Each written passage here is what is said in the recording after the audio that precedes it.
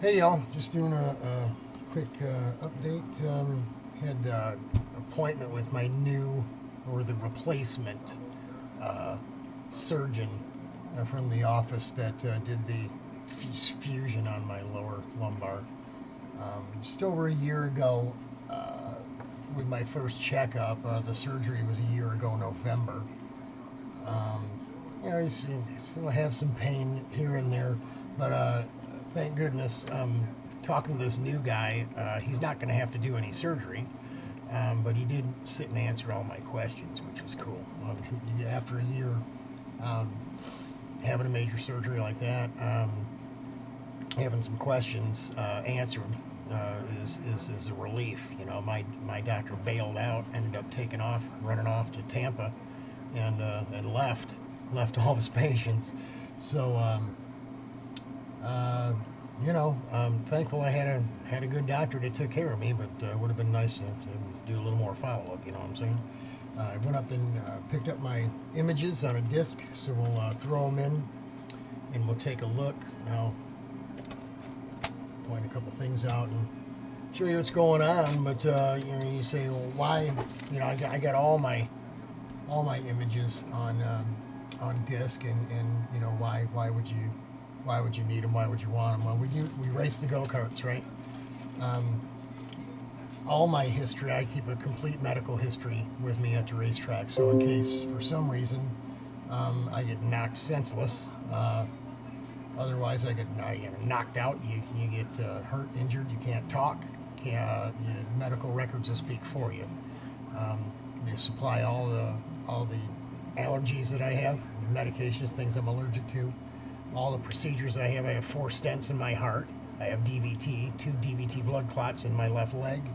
I've had 2 surgeries on my back, one resulting in the fusion, and the shoulder surgery, all this stuff. So they need to know, what's been worked on and what's not, what part of the hardware department to stay away from, so to speak. You know what I'm saying? So it's nice. It's nice to be able to offer this to an emergency room technician, a person. It could be the difference between life and death. They could give you medicine that could kill you. They could do something that could paralyze you, not knowing what's going on, under the surface, so to speak. So here we go. We're firing her up. There's 4 images on here. It's a front shot, and then 3 side shots. One straight up and down, and then one bending backwards, one bending forwards. Like I said, I have a little pain, and the doctor was really cool. He explained to me that having pain in your spine, in your back, which would be the site of the injury, the side effect, the surgery actually is to fix the side effect, fix the damage, right? To repair the damage at the site of the damage. But the pain was never in my back. The pain caused by the damage in my back that required the fusion, the removal of the disc, a spacer put in, and a fusion, was due to the pain in my hip. I had pain not from my back to my hip, in my left hip. It started, progressed out of my hip joint, down the front of my left leg, down around the inside of my thigh, into my knee, and then down the calf, and then around the front of my shin, eventually down to my foot, over a matter of 2 weeks from having blowing my back out, unloading the trailer, the go-kart out of the trailer with Rusty. Hey, what's up, Rusty? You remember that? Remember offloading the go-kart? And Rusty's 4.5, well, we'll say an even 5 foot tall. And we were lifting the go-kart, my big heavy go-kart, out of the bottom, off the floor of the trailer, up onto a cart stand that's literally 4 feet high from the ground. So it was a little hard for his little body to get it up that high, and I struggled to compensate, I think, and maybe overcompensated, and that's all it took. My back had already been damaged. I've already had surgery, and that's all it took to do the damage to the disc.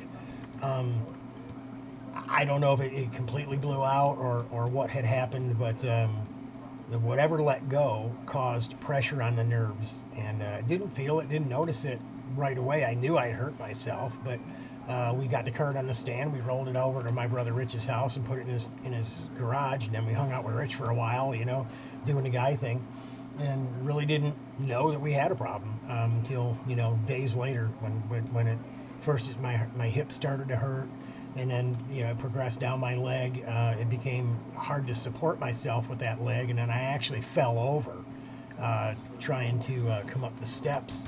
Couldn't step up, couldn't support my weight on that leg going up a step, and the pain was progressively getting worse and worse, and we started experience the nerve damage where the big spaces or areas of numbness where I could poke myself with a needle and I couldn't feel it at all in certain spots on my leg, especially on my kneecap, down on my shin. So here we go. Here's the pictures. I'll bring you in close. This is the straight up, standing straight up and down. Let's see if we can zoom in a little bit.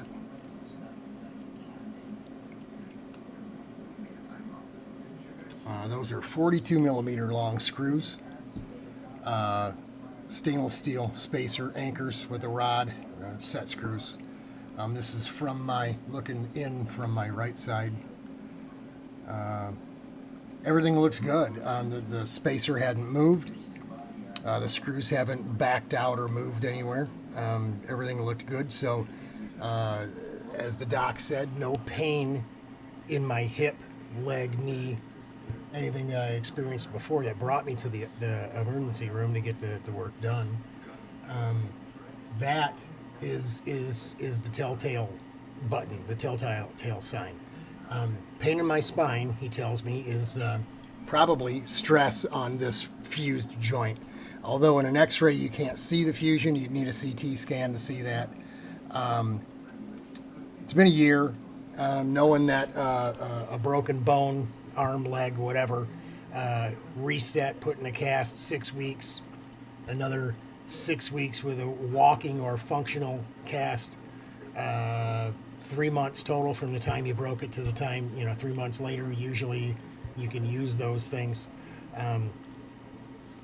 Depending on what bone it is, the fusion has taken place literally in 3 months. Now it needs more time to be 100%, but imagine if you had broke your femur between your hip and your knee, and then you tried 6 months or a year later to do those crazy sit-ups Rocky was doing when he went over to Russia, right, where the guy was holding his legs up on the balcony and he was hanging down, and literally as he starts coming up, you would not believe all that upper torso weight, all that pressure would be on your legs, on your thighs, and your knee joint.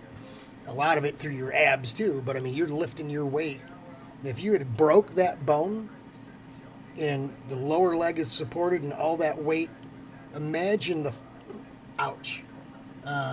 So any pain you would feel in a leg like that would explain why I'm feeling pain in my back when I try to hinge from that point, which you won't do anymore. Hunching over the bench, working on the bench, working on the go-karts, trying to get up off the floor, off the ground. Obviously laying down in the go-kart like we do is super comfortable. Have no issue with my back laying in the go-kart. Getting into the go-kart really isn't too tough. It's getting out that is the problem. Trying to sit up from laying down position, whether it's on the floor, in the go-kart, whatever, without using your arms, is literally impossible. I mean, even if I throw my weight forward to try to help myself up, I just don't hinge there anymore. And crazy thing is, our brain tells us that we can still do these things, even though our body knows we can't. So therein lies the struggle, right? The issue between here and here. Much like on the racetrack when your balls tell your brain you can't go through there flat, but you know you can. It's a struggle, it's a battle. So we just have to learn what our limits are and to work around them. From here on out, I'm going to start wearing my back brace pretty much all the time. And that will, if nothing else, will teach me not to try to hinge at that point. To either, you know, use my shoulders, or to just bend at the waist and use the knees, the whole 9 yards. It's like learning everything all over again. I had physical therapy after re-injuring my back after my first surgery. About 3-4 years later, I was down south, and the physical therapist down there really helped me out. He put a big, wide, 3-inch wide strip of medical tape, like you would tape on bandage, bandage over a raw boo-boo or of some type. He put it from all the way up the bottom of my neck, all the way down my spine to my tailbone. So he made me arch my back as far as I could, and he applied the tape. And then when you tried to straighten out, obviously the tape got tight, and you could feel that in your skin. So it was a constant reminder to keep your back straight, sit up straight, arch your lumbar, and so it really, the back brace will do the same thing. It'll just remind me when I'm working on the bench not to let my lumbar drop out, to fall out, so to speak. I've always, in all the vehicles I have, I crank the lumbar, the wedge, into the lower side of the seat full. It's full on all the time because I have to. If there's no lumbar bubbled out in those seats, man, 10 minutes and I'm cooked, I'm done. So here we go. Like I said, everything looks good. So the pain we're feeling isn't coming from above. It's coming from this area because we're still trying to hinge here, and everything's fused over. You go leaning forward, not all that much different. You can see how the joint is closer here at my back, and then inside, it's spread a little here. This one here looks a little more straight and even, top to bottom. This one here a little more spread too. So this one is going to be even all the way across with that spacer literally hammered into place. That's another thing the surgeon that run off that did the work told me. My first follow-up when I got my staples removed, I said, what was the god-awful pain that I was feeling? Literally felt like somebody took a backhoe and just started digging out my back. And he said, well, how strong a stomach do you have? I said, just lay it on me, Doc. I've already been through it. It's already over. He said, this thing here, he literally, with a punch and a hammer, literally had to hammer that thing into place to set it. It's actually a universal piece.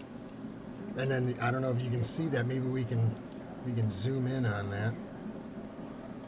There's a separate piece on the inside here that comes in different sizes. I mean, everybody's doesn't have the same gap in here, right? You don't have the same gap in between each one because they degenerate at a different rate. So this is a universal piece, and then the piece they put in the middle comes in different sizes to spread that.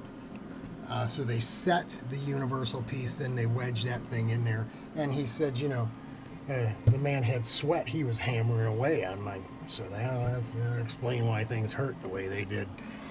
But let's go and look at bending.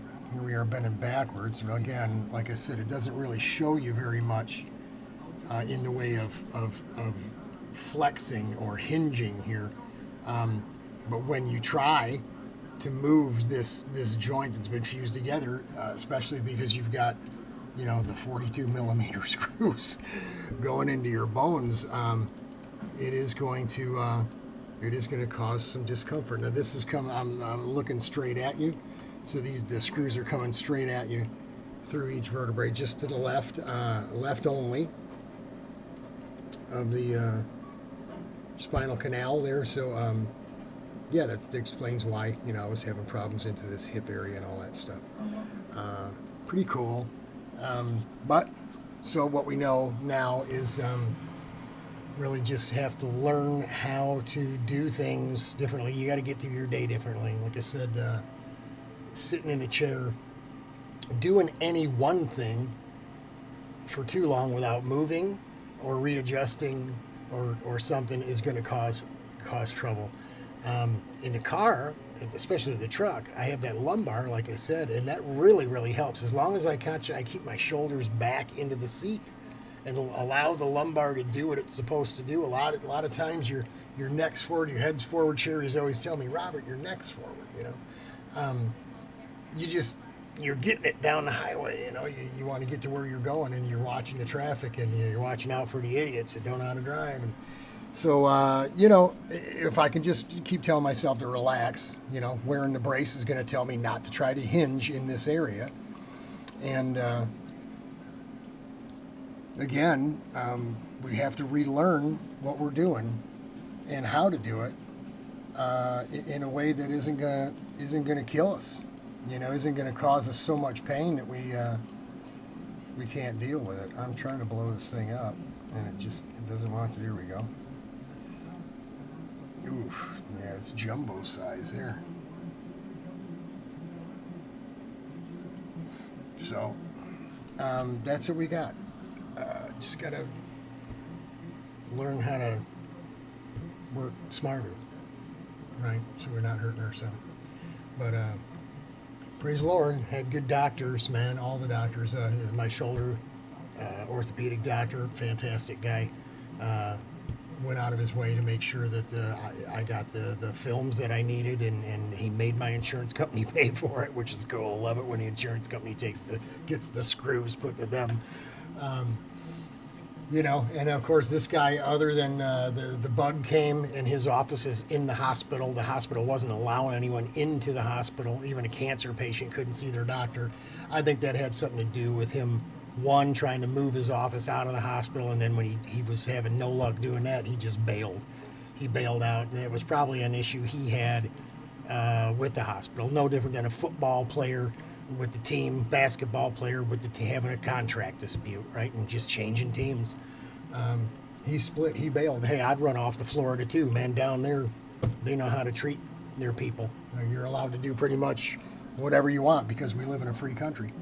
But that's it. Y'all Godspeed. God bless. I hope y'all run into doctors like I have that are blessed. God looking over them, guiding their hands and blessing their work.